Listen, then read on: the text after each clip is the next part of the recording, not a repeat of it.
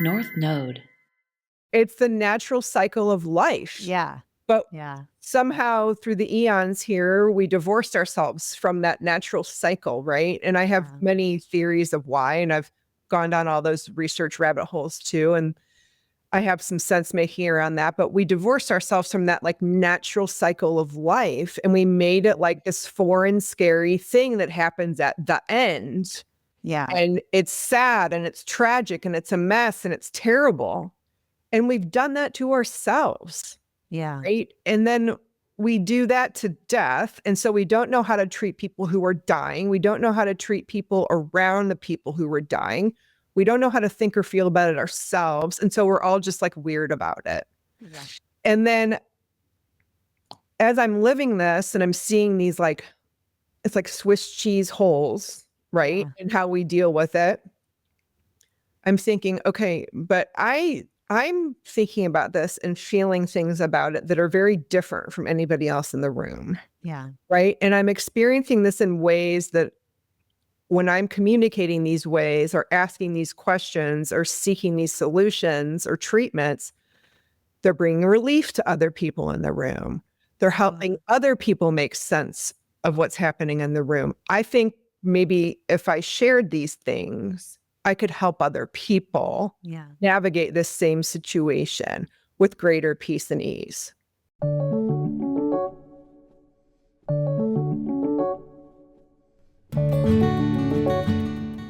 Hi, I'm Paige Nolan. Welcome to I'll Meet You There, a place where heart-centered conversations are everything.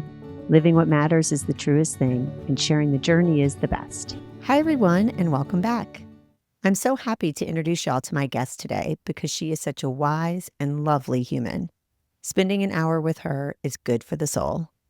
My guest is Amy Rush, and she is a person who brings an extraordinary blend of compassion, clarity, and presence to some of the most tender, heartfelt moments of the human experience. Amy works as a death doula and medium. She lives in St. Louis, where she is married and a mother to 2 teenaged sons. I met Amy in the best way, through a mutual friend from St. Louis, another woman named Amy, whom we both adore, who knew we would hit it off. That Amy sent me a message on Instagram over a year ago and wrote, "I want you to connect with Amy Rush. I feel like you both could have some great conversations." And that is exactly what has happened. I love talking to Amy Rush. I've gotten to know her in a friendly way over the past year. And then a couple of months ago, when I was feeling the transition of my daughters going away to college, I booked Amy for a reading. Once I experienced Amy in the realm of her professional work, I knew I wanted y'all to know her and to be inspired by the message she lives. Amy supports people and families with such warmth and professionalism.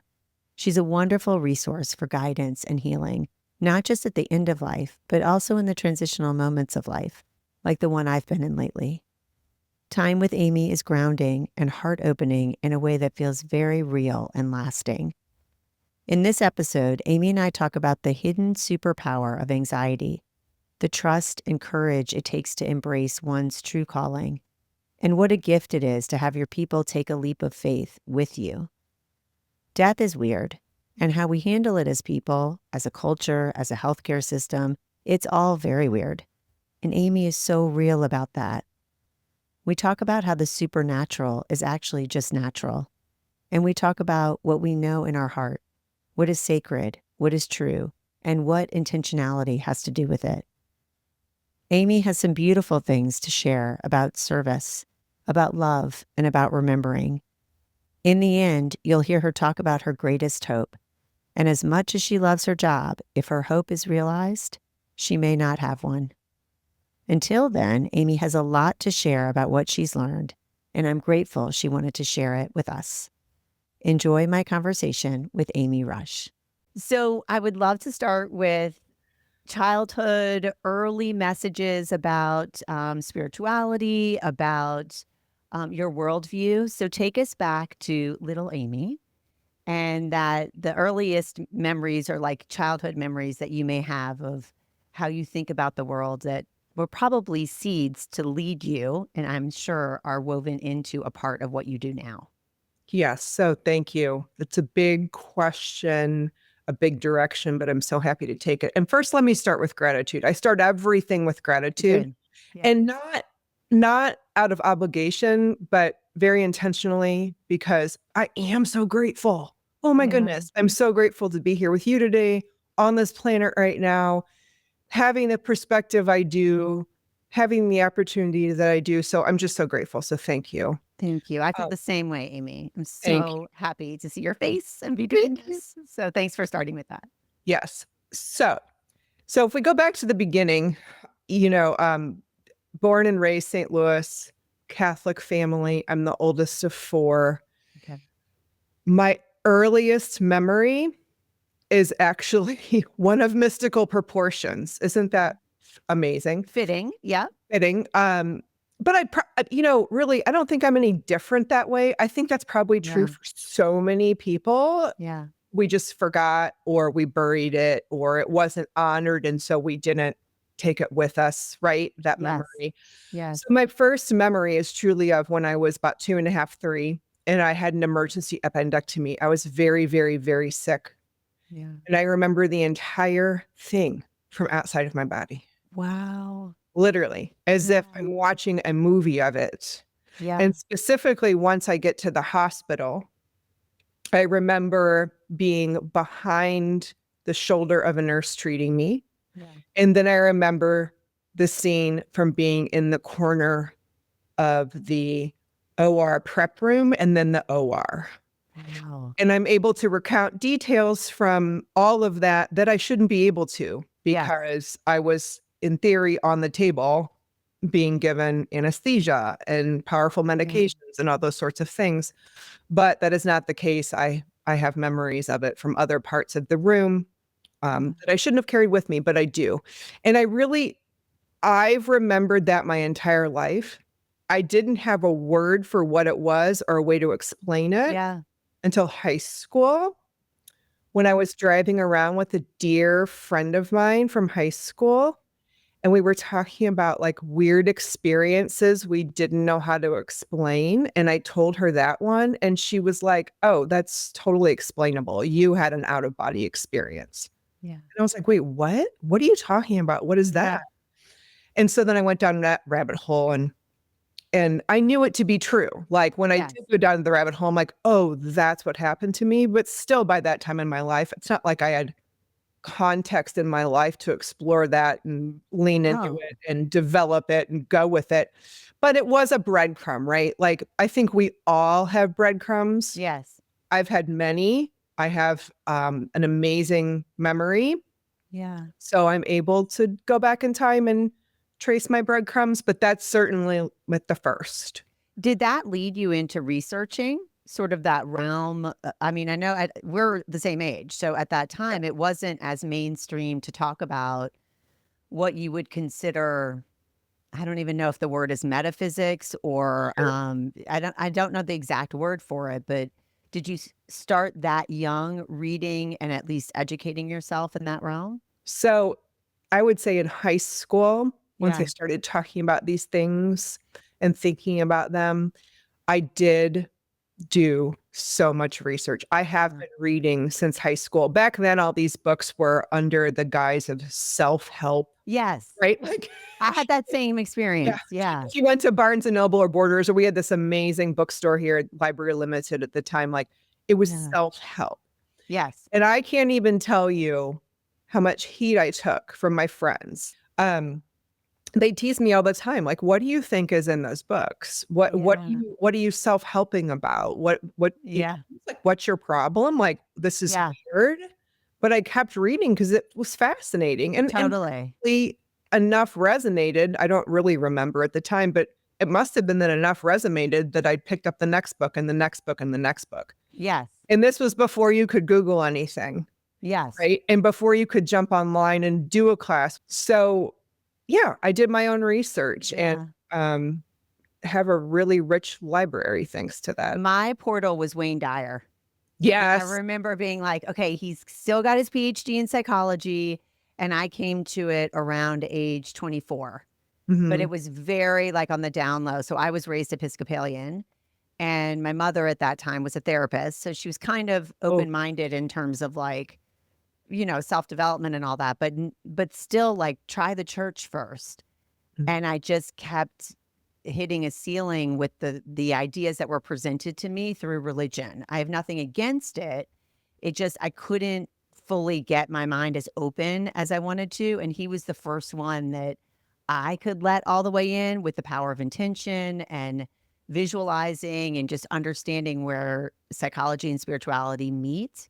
And then that was kind of a portal. It's like the gate. Wayne was like my gateway drug. It was like, oh, then I can go into weirder people from Wayne, because I don't even consider Right. him that weird. And he's so No, lovely and like a wonderful speaker and a father. And very gentle, and yes. grounded, and that Wayne is not even weird. No. But at the time, yes. We Yeah. were really weird, right, for reading Yeah. these things and thinking about these things and wanting to talk about these things.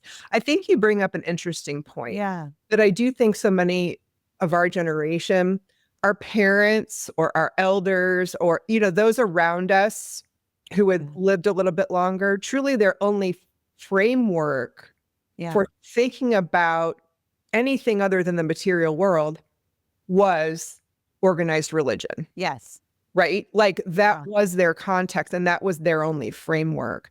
And this other stuff may have been like hippy dippy, Yes. Or right? new age. That was another New phrase that I age, heard a lot. Oh, that's hippy new age. dippy. Yeah. But it even hadn't been around that long to even take a whole lot of root, right? Yeah. And so I think we were in this sort of gray area where it was there, but the people around us didn't have any other framework really for discussion or contextualization or support other than organized religion. And that was the wallpaper of my life, right? The Yeah. Catholicism. The only person that has power is the guy Yeah. in the collar at the front of the room, Yeah. right? The only person that can be holy and grant you anything is him, Yes. right? So and I'm not disparaging anybody here, Sure. but Yeah. that just was the context. Yeah. And it's Did so you go to mass and like have to do confessional? Were you raised a practicing Catholic? Yeah. Yeah. Like I did all the sacraments. Sacraments. Okay. Yeah. So baptized, first communion, confession. It's called something else. And I will say though, I did challenge what I was hearing in church and what I was hearing in PSR class or what have you. And that didn't go so well, right? Yeah. Like I remember coming home from a mass. I remember the quote from the passage the priest read that said, women are to be subservient to men as men are to God. Yeah. And my whole body just got hot and mad and angry and frustrated. And I remember thinking, but that's just not true. Like, that's just how all this works. And please, can that not be true? Right. Yeah. And I remember bringing that up and there was no context there. Yeah. And so take us through your young adult life. Do you start trusting these ideas? Do you put it aside? Or are you still in exploration as you go through college and young adulthood? I'm in exploration, but privately. Because, right, like I've been made fun of for living in the self-help section, so to speak. But also, I have to tell you, I had intense anxiety, like clinical anxiety. Yeah. What I know now was that was probably trapped ideas, right? Oh, that's so interesting. Yeah. Unmade connections, creativity that wanted to come out. Yeah. Experiences of the world that I didn't know quite what to do with, right? And there are a couple people that write about this in far more eloquent ways. Pat Longo writes The Gift Beneath Your Anxiety. Okay. Martha Beck writes Beyond Anxiety. Yeah. And these are like OG women in these fields. Yes. Martha has, I think, an MD or PhD or maybe both or something. These are studied women who are like, wait, maybe we've gotten anxiety wrong. Yes. Maybe anxiety is kind of a miscalibration of other energies within us that are meant to be expressed. Yeah. Or that are looking for a home. Yeah. They're looking for connection. And we just quite don't know what to do with it because our larger world, our culture lacks the context to help us know what to do with it. I think that is so powerful. And I've thought about that before, but hearing you say it the way that you've said it helps me so much because after Wayne, I got to Wayne Dyer just out of curiosity and like a little bit of stress heading into adulthood. But then I got full on, to your point, full on anxiety where I wasn't sure if I could finish graduate school. I was like having a hard time getting on a subway. I was studying in Manhattan.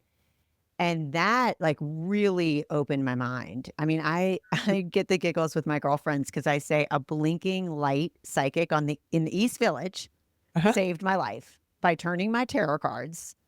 And it just was this like, oh, I can think about life more creatively and I can play. The human condition, we've been Yeah. programmed to overthink, to think that this holds the key and the answer to everything. Yeah. Right.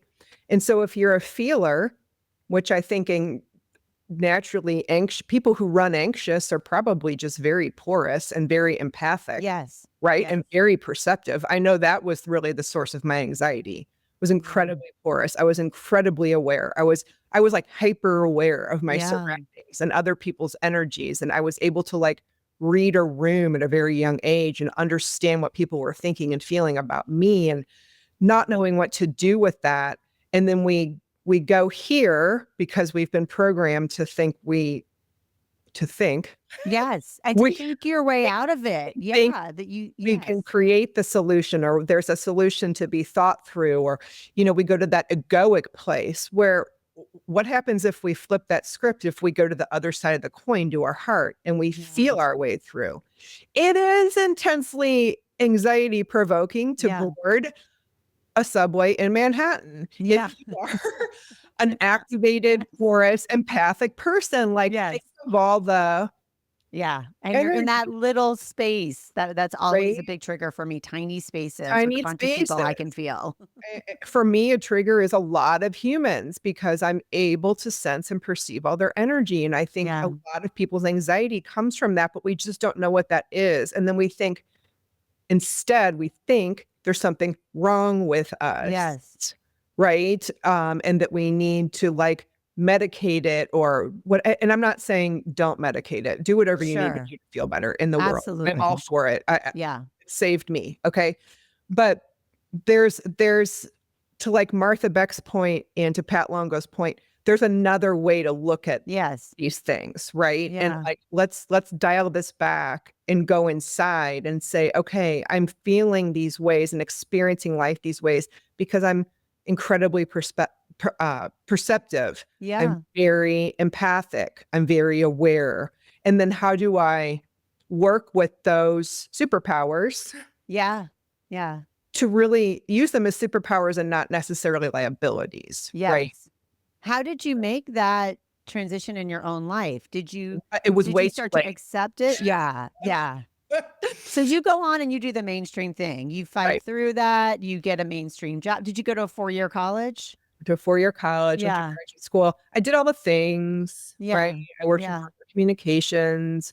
I was self-employed. I worked for agencies, individuals, organizations. I mean, you name it, the whole mix. I married. I had 2 kids. It's all been wonderful, lovely. Right? It really wasn't for decades until I realized that my liabilities were really my superpowers. And that I could step into my own powers that way and experience life in a much more peaceful, joyful, love-filled way. Yes, absolutely. I love that. Did you have an event that got you there? Was this? I would say it was a series of events. Okay. It was a series of disruptions, of deaths, of falling aparts, messes. And me getting so deep in the weeds with that, trying to cerebrally think my way out of it. I am firstborn female, type A, perfectionist. How do I figure this out? I got to a place where I could not figure anything out anymore. I couldn't figure out people anymore. I couldn't figure out situations anymore. There were no answers. There were no magic bullets. All I know was that the life I was living, while beautiful, truly, truly, was really way too difficult for me. Like, and I had realized I probably had made it that way. Yeah. Well, There's don't we right? all? I mean, to some extent, we make the suffering more difficult because we suffer through our suffering, you know? Right. So it's these And we think blocks. that suffering is truth and what we're meant to Yes. experience. Yes. So anyway, I just honestly got exasperated at my life and the circumstances. And I remember the day I just said, I am done. You I'm had a done. day. I had a love day. I had a that. moment. Where were you? Were you outside? I was at our former home. We moved into this home 2 years ago. I was at the home we moved at before. I was staring out the window watching birds. And I just remember thinking, there's gotta be more to our stories than this. Yeah. Because if this was all there is, I don't know that we'd have an overpopulation program, overpopulation problem, right? Yeah. I don't think that we'd have like, I just think that we would have probably gone extinct a while ago. Like, Yes. if this was all there is, no way. It just, that theory just could not float with me. Yes. There's gotta be more, and it's gotta be better than what I'm doing, Yes. right? And what I'm thinking and what I'm feeling. Yeah. And I would say that was my first step towards surrendering to that other way of living life. Yes. This. And do you feel like discovering death doulaship and going through the deaths of loved ones that coincided with your revelation and intention? 100%. Can you tell Yeah. us a little bit about that experience? Because I know you came to that work because of your personal journey and being overwhelmed by it and like, how do I get through this? Yeah, I've come to all the work I do now, the way I present myself, at least to the public, Yeah. through death and dying, Yeah. really, Yeah. right? And understanding that those deaths I navigated were just invitations, Yes. portals, Great right? word. That I willingly stepped through and said, Yeah. what do you have for me here? Mhm. So anyway, the journey with death began early too. I see those breadcrumbs very early. Like I remember when I had my dad's like, I don't know, second cousin or second uncle 3 times removed or something died, and he was going to the funeral. And I was like, well, can I go? I think I was like 8. Yeah. And Curious. he said, why? I'm like, because I've never been to a funeral and I want to know what that is. And so he took me, right? I remember that. I remember navigating the death of a really dear friend from high school who died in college in a horrible hiking accident. And then, my stepdad passed away. That was the first time I had really been involved in a death that involved hospice, like an at-home death, Okay. really involving hospice. And I got to be present for that, which was a tremendous gift. Yeah. It was really my own dad's passing. Yeah. And then less than 90 days later, my grandmother's passing. Those two I experienced back to back. Yeah. That were truly my portals to they were initiations, really, to working in death with other people. Yes. And it was my dad's death specifically that I was present for, and I shouldn't have been present for. Interesting chain of events. Shouldn't have been there. Did he die in St. Louis? He died in St. Louis in my sister's home. Okay. My sister and I tending to him 24/7 Wow. for a couple weeks. Yeah. And I leaned into that process fully. Yeah. Like told my husband, you need to do the kids, you need to do the dog. I'm doing this with my sister. I need to do this. I spent the night there. I'd come home, shower, go back, right? Yeah. So I did all the things. I was present for it. And in being present for it, I saw how weird we all are about death. Yes, it's a great word. Awkward we are about it. How we deny it, even when it's happening right in front of us in the room. How scared we are of it. how skittish we are. We all Yeah. treat it like super weird. Okay. Yes. And then I saw how like our culture treats it weird. I saw how like the systems we have built up around it also kind of don't even know what to do Right. with it. Like And we're all doing it. it's the natural cycle of life. Yeah. But Yeah. somehow through the eons here, we divorced ourselves from that natural cycle, right? And I have Yeah. many theories of why, and I've gone down all those research rabbit holes too. And I have some sense making around that, but we divorced ourselves from that like natural cycle of life and we made it like this foreign, scary thing that happens at the end. Yeah. And it's sad and it's tragic and it's a mess and it's terrible. And we've done that to ourselves, Yeah. right? And then we do that to death. And so we don't know how to treat people who are dying. We don't know how to treat people around the people who are dying. We don't know how to think or feel about it ourselves. And so we're all just like weird about it. Yeah. And then as I'm living this and I'm seeing these like, it's like Swiss cheese holes, right? Yeah. And how we deal with it. I'm thinking, okay, but I'm thinking about this and feeling things about it that are very different from anybody else in the room, Yeah. right? And I'm experiencing this in ways that when I'm communicating these ways or asking these questions or seeking these solutions or treatments, they're bringing relief to other people in the room. They're helping other people make sense of what's happening in the room. I think maybe if I shared these things, I could help other people Yeah. navigate this same situation with greater peace and ease. Yeah. Okay. So I'm kind of doing all this sense making while my dad's dying.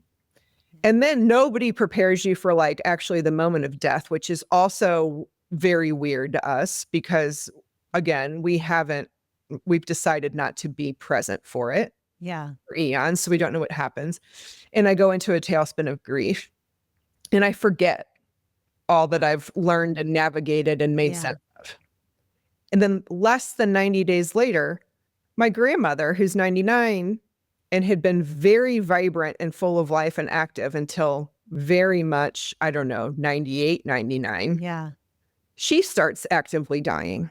Yeah. This She is your starts, father's mother. no, it's my mother's mother. Oh, other side of the So family. I know, Okay. interesting, Yeah. right? I was thinking it was connected to her grief because that was her son who died, but it's not. It's your No, I've mother's. got like Okay. all the ancestral threads fully activating here. So Yeah, you do. my mother's mother, who had been just lovely to me my whole life, we had a very special relationship. And here she is navigating end of life at home in hospice Yeah. with everybody around her, including honestly the hospice workers, not understanding how she's feeling, what she's thinking, what she really needs.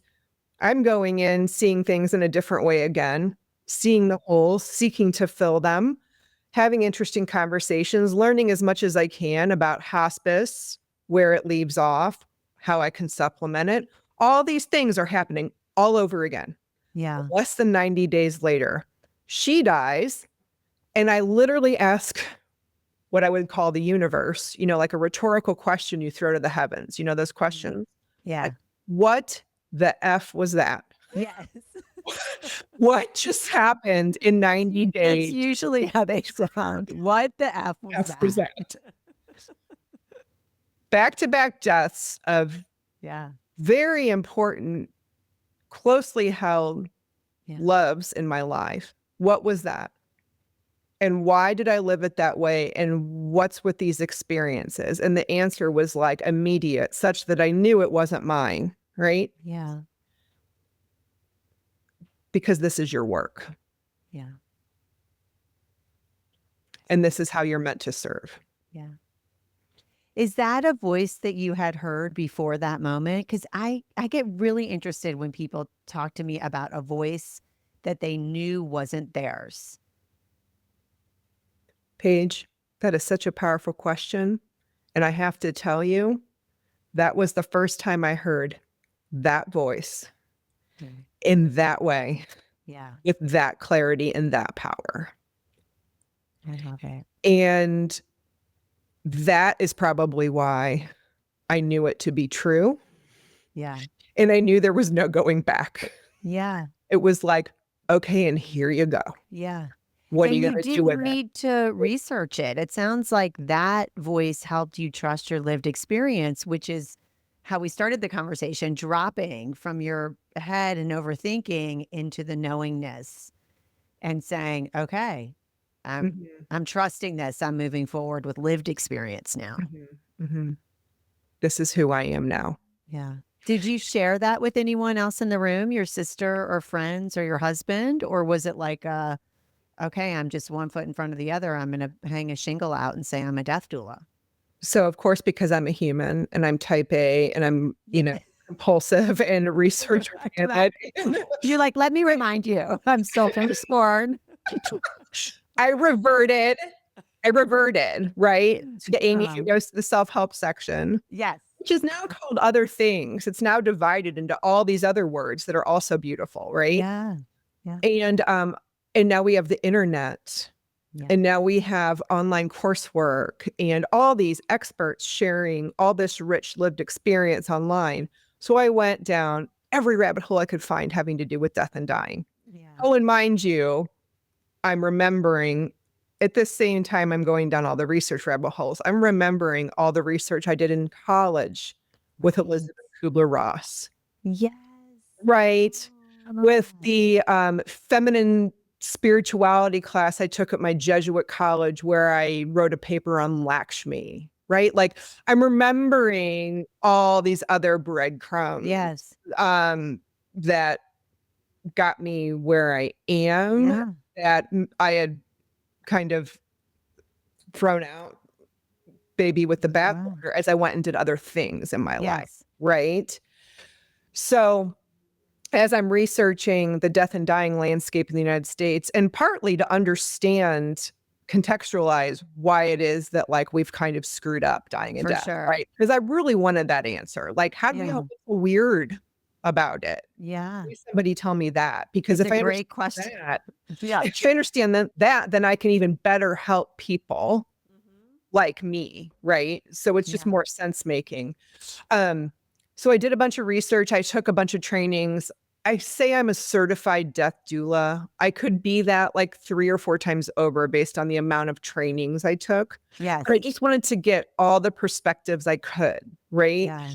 And I took like bits and pieces of other people's best practices that resonated with me. Yes. It kind of got to the point where I'm like, okay, I feel like I know enough. I've lived enough. I think enough. I feel enough where I could go and help other people and step out this way. And that's when I finally decided to just trust Yeah. and have faith and go. But I did indulge the old Amy, right? Yeah. Yeah. When you did step out, were you invited? Did you have somebody like out of just coincidence or synchronicity invite you to help with the death of a loved one? Or had you said, this is my business, I'm actively looking for clients? I did not have help. I did not have an invitation. It was the bravest thing I have ever done in my entire My life. gosh. I decided So cool. to call up this yoga studio where I done Reiki work, Reiki master work. Okay. I got my Reiki master certificate from this woman named Joy. I decided to call her up and say, so I'm here to help people in death and dying. Could I like do like dying and death classes? I love it. And she was like, yeah, that sounds freaking awesome. Let's go. Yeah. And so for 6 months, I just offered free classes. Yeah. Free offerings and dying and death. And I decided to just see what happened and see who showed up. So my classes were more like survey level type classes, like what's a death doula? What do we do? How can Okay. we help? Right? Yeah. The history of dying and death in the United States and how do we treat dying and death and why? And what could we do to change it now? Yeah. I did a couple classes on green burials because that's a passion of mine. And it's a Yes. specialty of mine. I did extra training in that. Yeah. So just kind of sharing with people what I learned in ways that met them where they are, Yeah. right? And it took off like wildfire because, when was the last time you heard of anybody holding space for dying and death? And Totally. you could just show up and talk about it and ask any weird question you wanted to Totally. ask. It's so cool. And the space is being held by a woman named Joy. It's Joy's space. It's Joy's space. It's so you. It's so beautiful. Mhm.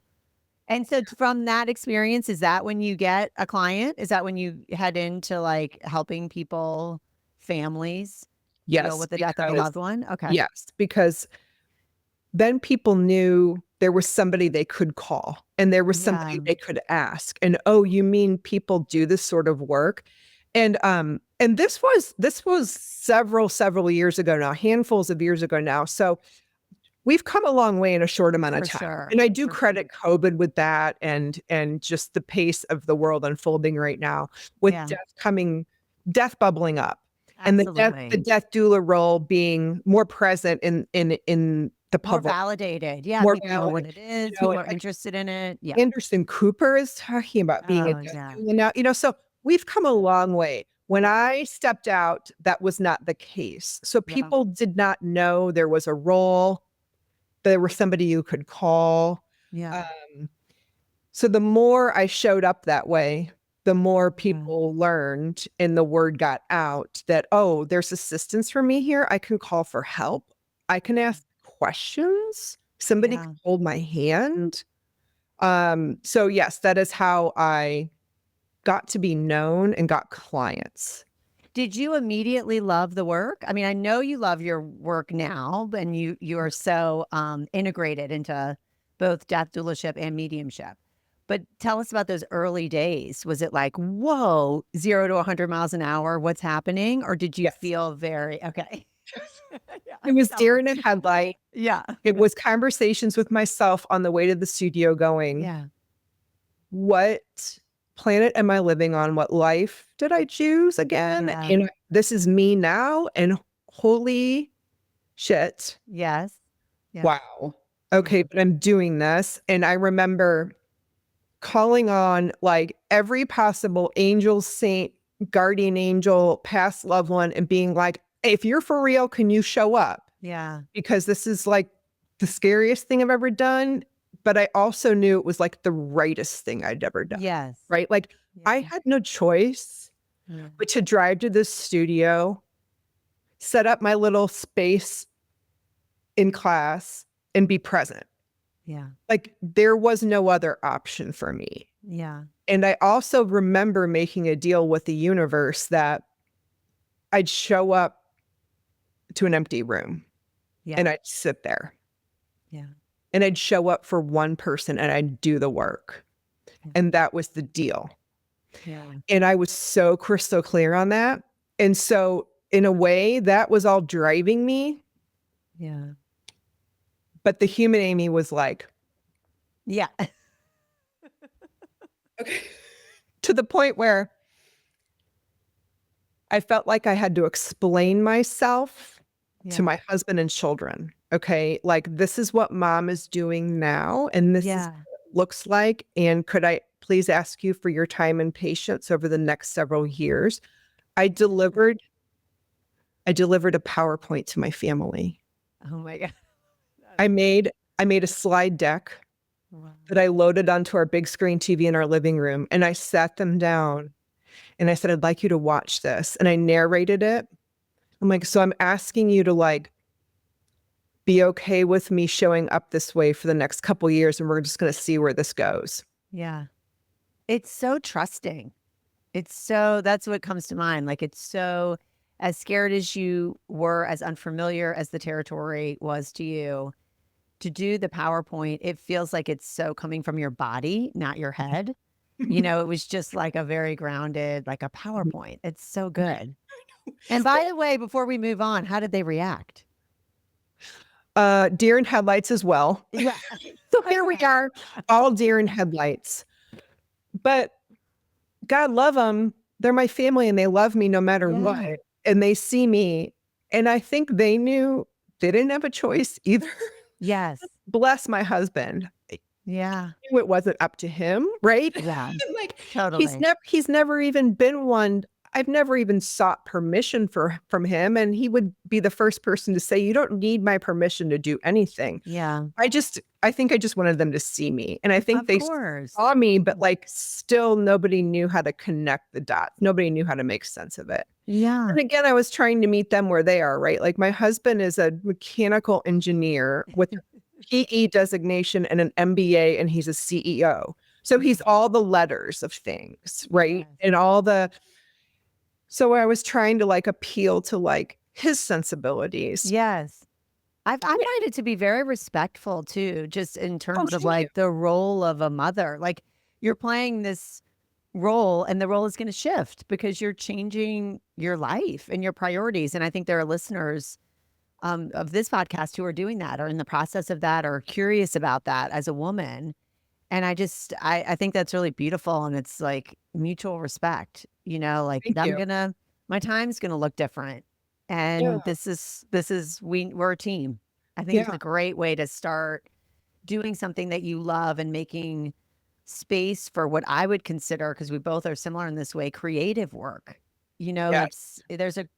when you have your own business and you're also working in the realm of the heart, you have to get creative with it. It's not a spreadsheet. It can be presented in a PowerPoint, but the work itself is very unpredictable. I mean, I'm sitting in the backyard with the dogs looking at a tree, and Boyd's like, what's happening? And I'm like, well, this is actually a part of my job right now is to have this space because I'm not going to go into another thing right now until I'm clear. Right. And there's a lot of that. And they've gotten accustomed to that over the years, right? Like we all had to acclimate. This has been a Yes. journey for all of us. Yeah. And what a blessing that I have people that will like ride that with me, Totally. that will like not get off my train. Yes. No, like, Yes. no, we're here. And none of us, those four of us sitting in that room, I look back and none of us had any answers. Yeah. We didn't know what this was going to look like or feel like or sound like. And they took this giant leap of faith with me and this giant leap of trust with me. Yeah. And it's unfolded beautifully. So Yeah. good on them. I thank them so much for trusting me. Absolutely. So how does the mediumship come in? And that's like a whole other level of Yes. communication. Were you expecting that? Did that come forward for you in the presence of a client? Like did it come forward working with people who are dying? Like, how did I decide to serve publicly that way? Well, I think people are curious about the private experience first, like how you started to trust that aspect of your life and your work. So, how I decided to trust myself as a medium Yeah. was also through the invitation of my father's death. Oh, interesting. And I have and my grandmother's. I have Okay. wild stories related to that, right? Yeah. Let's talk about first some things that were going on as my father died. You'll hear this and see this and read this and research about people who are actively dying. Yeah. And when we're given the gift to witness it, Yeah. what we can witness. And we can often witness our dying loved ones maybe talking to a corner of the room, right? Mhm. And we Yeah. don't know who they're talking to or what about, but we witness it and we don't understand it. It's often written off in the medical field, especially as hallucinations. Yes. Or maybe it's the drugs or it's the not eating or the not, whatever. Okay. Yeah. So rewind, I'm with my dad. I am with my dad. I am watching him being, I would say, in a comatose state, almost unresponsive, uncommunicative, actively dying. Okay. But yet I, Amy, am seeing his nephew in the room who passed and his twin brother who passed. And I, Amy, am telling myself what I told myself for decades. Oh, you just have a very rich imagination. You're a really good storyteller. Yeah. You just wish John and Francis were here, right? Yeah. But it feels really good, so I'm indulging myself in it. Like, oh, isn't that nice, Amy? John and Francis are here. Yeah. And I watch my dad come out of his non-communicative state Yeah.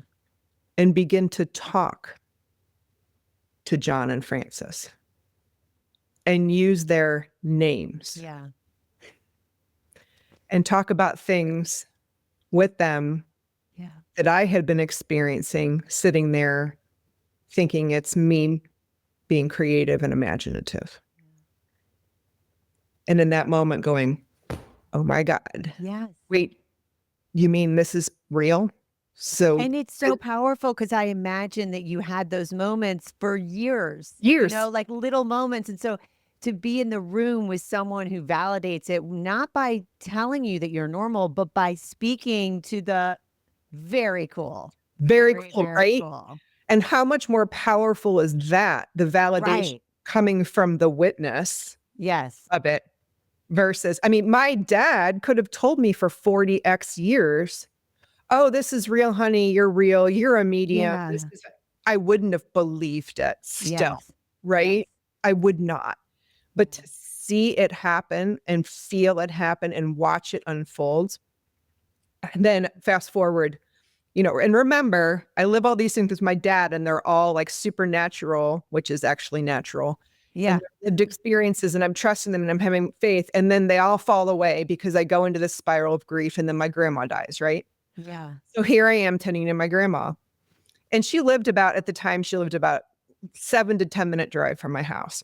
Okay. So before she started actively dying, she was dying. I'd go over during the day, right? So I'd spend the night at my house and then I'd go over during the day. One morning, I'm driving over to her house.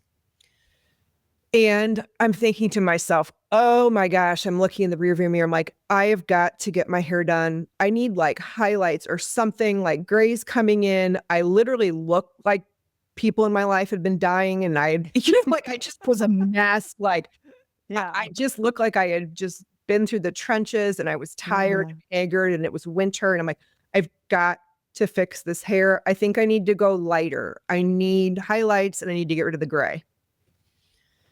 My grandmother had also been in that same like kind of comatose, non-communicative state I had found my dad in previously. So I was familiar with it, right? And that's what I was used to walking into every day. So I walk in and she is in that state. She is not communicating. She is, we think, unaware of her surroundings, actively dying, but not like dying. Yeah. And I'm settling my things in the corner of the room. And I hear something rustle, and I look over and it's her, like moving bed sheets or something. And she picks up her head, opens her eyes, swivels her head to me with my sister as my witness, by the way. Yeah. Looks me eye to eye and goes, don't you dare keep messing with your hair. Stop with the highlights. It looks so much better when you just keep it naturally dark. You look so much more beautiful that way. What did you do? Were you like that? Your face that you're making with big eyes? Yeah. And I look at my sister, and my sister goes, what was that? And I go, I think I know, but I'll tell you later. Like, and then I just go into caregiver mode, right? Yes. And I'm like, oh, do you want a drink? Like, Yeah. can I get you some soft scrambled eggs? Okay, it happens the next morning. Yeah. I'm driving over thinking about regrets I had had with a moment from my shared history with my grandmother. Okay. I had been actively cleaning out my garage, and this was like a year and a half before that, maybe a year and a half. And it was the kind of garage clean out where you pull everything out. Everything's dirty. Yeah. You use the blower to blow everything out. I'm hosing down. I mean, I was grimy to no end. And as I'm grimy, my phone starts to ring, and it rings over and over and over again, and it's her. And I wipe off my finger and I hit my phone, and I just keep denying the call, right? Sending it to voicemail because I'm too dirty to pick up the phone. Yeah. Like, I can't talk to her right now. The last time I hit send to voicemail, from behind me, a giant stack of bricks falls and cuts open my foot, and I have to leave my house in an ambulance and Yeah. have a repair done on my foot. It was terrible. But anyway, I'm recalling this like whole scene in my brain, how damn Amy, I wish I would have picked up the phone, because mind you, that's the last time she was allowed to use a phone, Wow. like her own. Yeah. I didn't know that at the Of time. course. Okay. Yeah. So that was the last time she would ever like call me on a phone. Yes. Yes. So I'm driving over to her house while she's dying, recalling this story filled with regret, filled with sorriness, my own self-imposed suffering about it. And I'm literally crying on her way. In her driveway, I wipe away all my tears. I go in, I again find her in this like comatose state, non-responsive. We think she's totally out of it. Is today going to be the day? Once again, lifts up her head, makes eye contact with me, and goes, I know you're sorry that you didn't pick up the phone. Yeah. I'm sorry too, but it's okay. Yeah. All is forgiven. It's okay. I'm not angry, and I never was. I mean, And I melted. And I had been carrying this weight for like a year and a half, right? and what a gift to get this time, these exchanges. Like you can't, it's just so beautiful, and not everybody gets these moments. No. And also to inform your work for you specifically. It's so 100%. validating, and it informs your future using these messages. Yeah. And the way that you read for people and your mediumship is so loving and present, and with such knowingness about it, even though I know you have all of your moments of questioning and you have to, revisit your own trust in it. When I've had a reading with you, and I think it's just there's the way that you're describing the story right now is I feel similar to how you read for people. There's just this beautiful gift in it, and you knowing that it is a gift when we get these communications. And it's very sacred. It's very Right? sacred. So the Yeah. reason I read for other people is Yeah. these two humans Yeah. and what they showed me and what they had me know in my own heart, right? Yeah. Which is that mediumship's real, telepathy's real, obviously, right? Like my dad and my grandmother gave me undeniable evidence of these things. Yeah. The kind of evidence where life can never be the same again. Like I couldn't go back to the Amy who just pretended that she was imaginative and creative. Like I had to honor all that as real. And not only that, I had to step out and help other people in these ways, because the healing I received Yeah. from these experiences was transformational. Like I said, they helped me shed things like years of guilt, years of shame, years of not trusting, years of questioning in a millisecond. Yeah. And like, who am I to not help other people do that? Yes. Did you start by helping the people with whom you were doing the death doulaship work, or did you just read for anybody? Both. Okay. Because it all kind of happened simultaneously, right? Yeah. So I understood that mediumship, that telepathy, that all those supernatural gifts that are really natural gifts would be tools in my toolbox as a death doula. Yeah. And that's what would make my death doula-ness mine, Yes. right? Like my flavor. Yeah. But at the same time, I could help people with mediumship and telepathy and all these natural, supernatural powers separate from anybody dying. Yeah. So it was both at the same time. And as you get better at refining your skills in the mediumship work, how do you handle, process like the grief part of this? Like does it I imagine in mediumship, especially if you have parents who have lost little kids, that would be a very unique weight of loss. But anybody, it could be anybody, but that population I have a special heart for. I think we all do. how do you move through those feelings as the medium? Do you have a ritual before or after, or do you get burnout? Like, what is the experience for you as the medium? I believe that my ability to serve as a medium Yeah. and to serve effectively, meaningfully,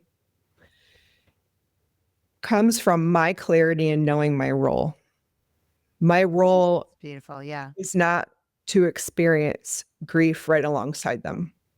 Yeah. I see their grief, I feel their grief, I honor their grief, but I am not to feel it. It's not mine, Yeah.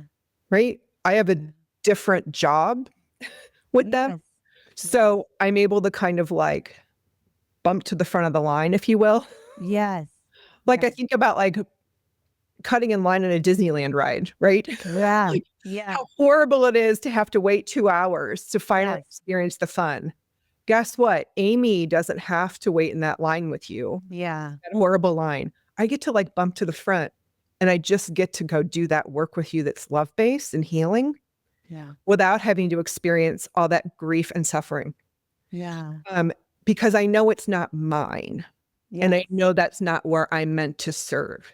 So I actually don't experience it with people. Yeah. I have heard Beautiful. Yeah. the most tremendously life-altering, anguish-inducing, what should be anguish-inducing stories Yeah.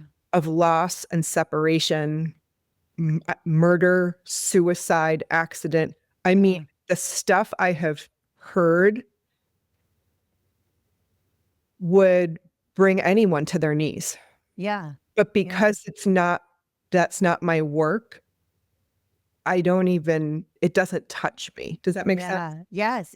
I think it speaks to your integrity and how ethical you are. And this is why I love your work. And I'm so glad you're here because I loved doing my reading with you. And I met you personally before we sat for a reading. And I have had other readings. And you and I've told you this after my reading with you. There's no entertainment with you. There's no let me impress the sitter. When we do a reading with a medium, for those listeners who are new to this, you sit for a reading with a medium. That's the language that people use. But with your work, there's no sense of let me wow her. And Mhm. so I want to ask you about that because it's just you are very distinguishable in that way. And I love your work for that reason, and that's why I want more people to know about your work for that reason. I find it to be deeply symbolic and deeply healing over time. So Thank it's like your reading unfolds, like in the moment I'm sitting with you and I'm hearing your interpretations because you are the messenger. So I'll you. give actually a example to our listeners that I think is a good one to use. And I know you don't remember all the details from all your readings. So when we sat together, my maternal grandmother came through.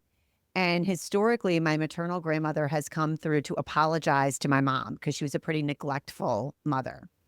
In our reading, she came through for me, and it was more to encourage my work with women. She was very funny. She had a lot of energy.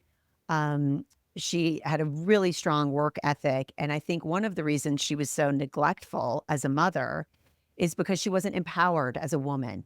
So she was in a really difficult marriage with my mother's stepfather.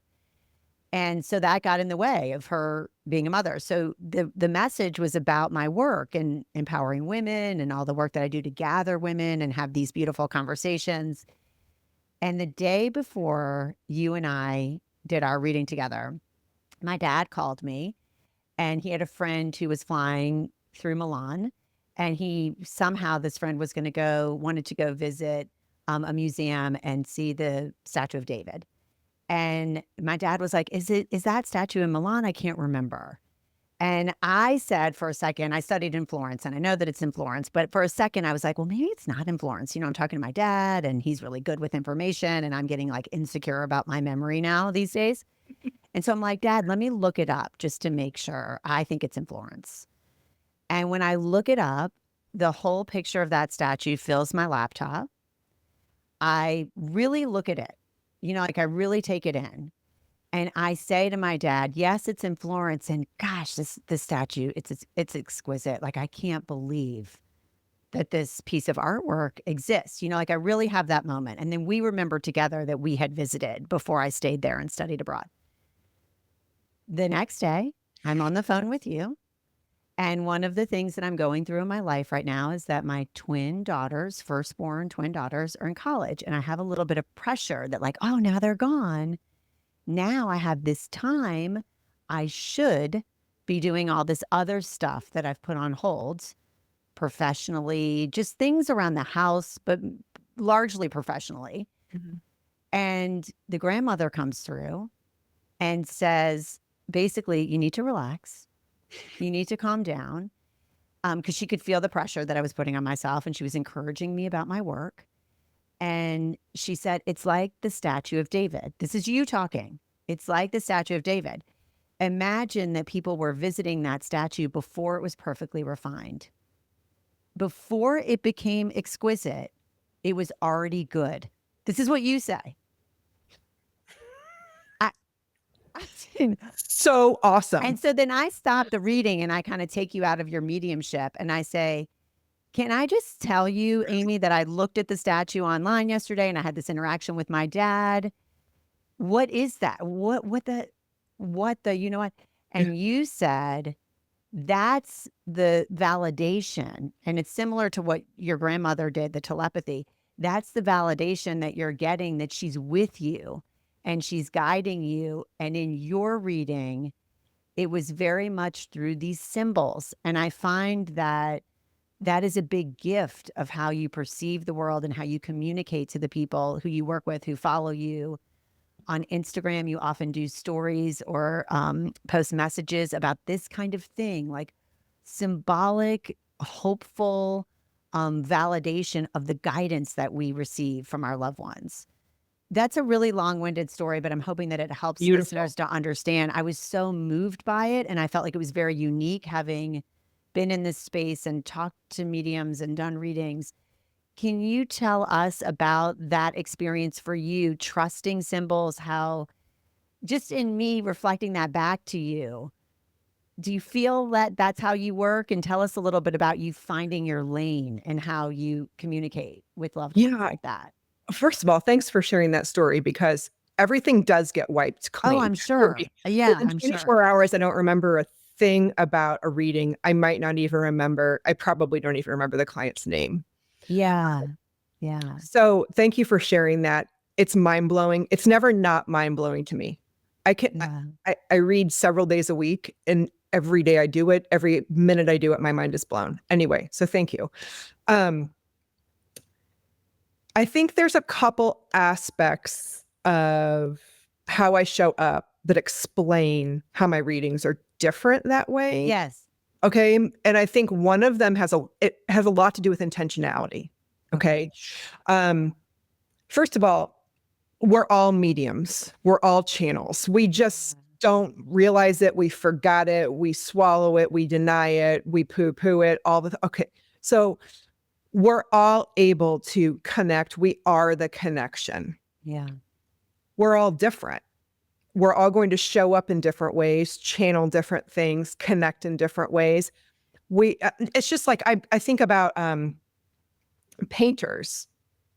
Painters, everybody's going to paint a beach scene a different way, Yes. right? You're going to have like an impressionist paint scene, a cubist paint scene. And even within those specialties, within those schools of thought or design, Yeah. you're also going to paint differently, right? Like Yeah. everybody shows up to their work their own way. Yeah.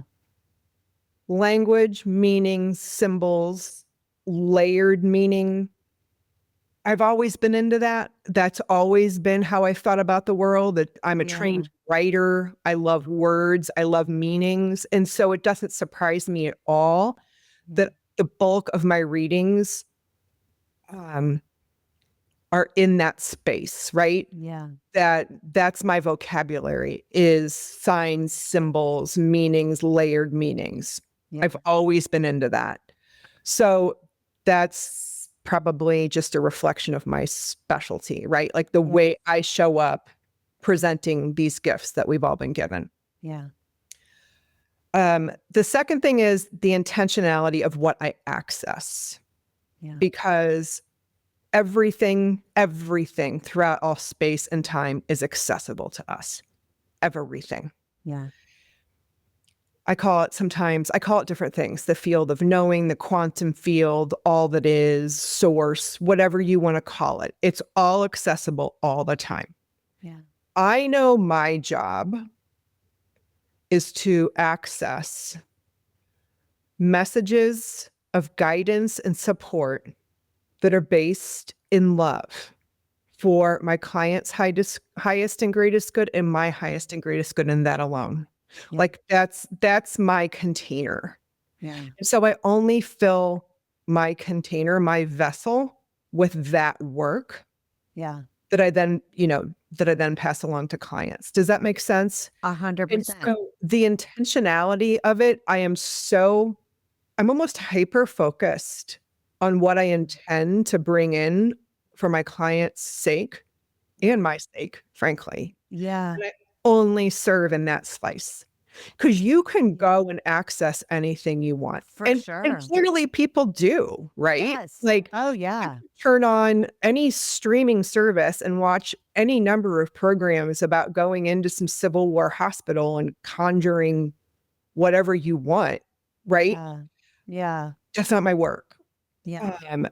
And so I access only love-based energies, Yeah. and then they're shared with you through the flavor that is Amy, which is very Yeah. much in signs, symbols, language, and layered meaning. Does that make Yes. sense? It really does. And that is my experience, is it's so loving.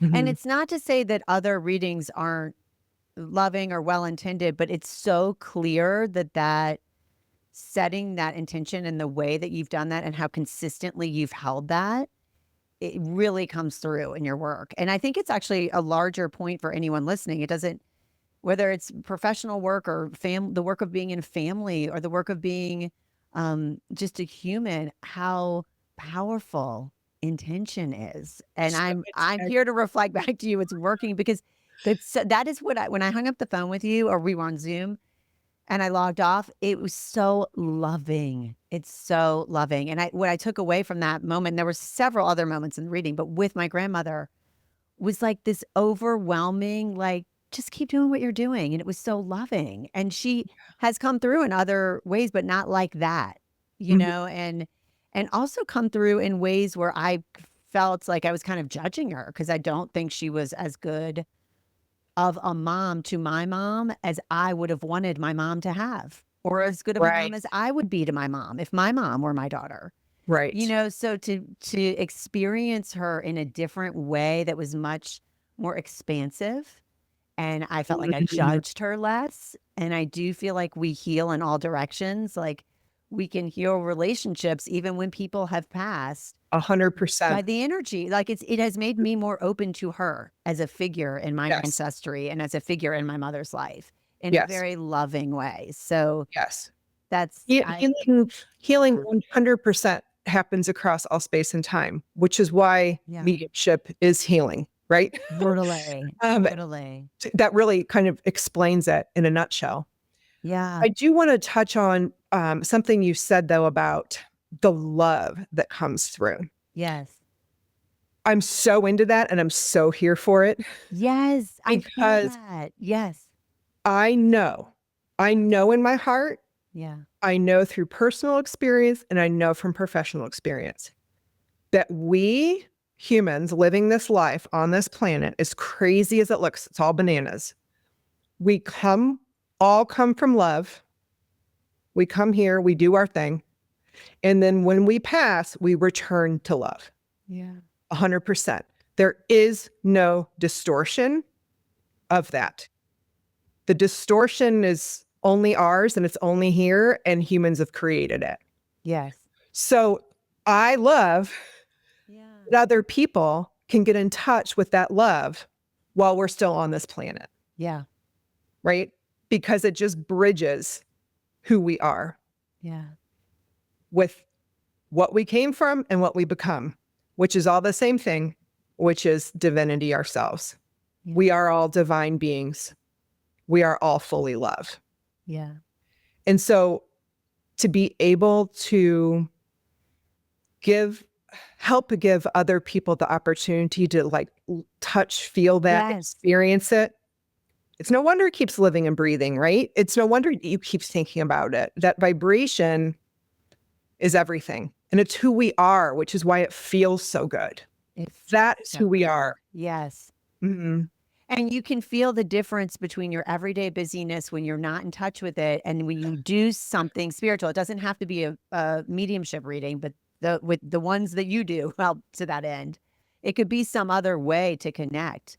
But it is a dropping in and it feels like a heart opener. Your readings, your work is a heart opener.